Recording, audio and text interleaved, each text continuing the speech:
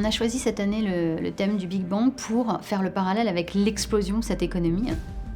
En vrai, ça marche bien le Big Bang. Il y a eu un start, tout le monde dans sa chambre, etc. Et puis ça expand, puis là on commence à faire des productions folles.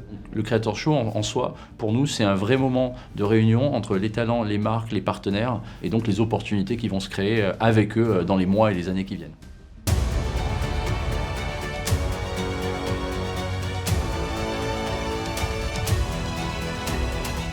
Je pense qu'une opération, elle est win-win à partir du moment où ça rentre dans l'ADN de la marque, mais que les créateurs de contenu, ils aient envie de le faire, ça les fasse marrer, ça répond à des objectifs et ça nourrisse leur communauté. On doit aussi construire avec les marques un discours pérenne, linéaire, s'adresser à leurs consommateurs et leurs audiences. Je prends l'exemple d'Inoxtag, il a annoncé son projet justement d'immersion tout en haut de l'Everest.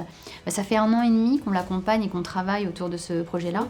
Et les créateurs de contenu, ils ont la capacité de réunir des audiences, d'avoir des forts taux d'engagement et là où on ne peut pas forcément le faire sur des médias traditionnels. C'est des marques que je peux utiliser, que j'utilise dans mon quotidien. Donc c'est ce mélange entre j'ai envie de travailler avec eux, et ils m'aident aussi, donc je peux réaliser les projets les plus fous.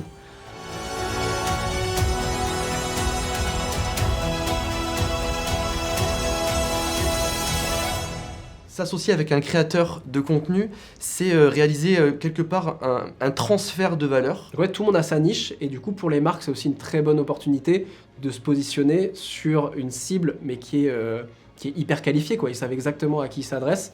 C'est aussi travailler avec un professionnel qui peut apporter aussi son point de vue.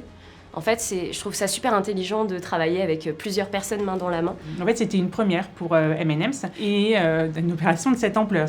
Comment est-ce qu'on trouve un équilibre entre la marque M&M's, Joica et notre partenaire Disneyland Paris dans le script, tout ça. Donc Webedia a su nous accompagner au mieux tout au long de l'opération. Ça permet aussi d'aller beaucoup plus loin dans la création, étant donné qu'on va avoir plus de moyens de production, donc on peut imaginer beaucoup plus de choses.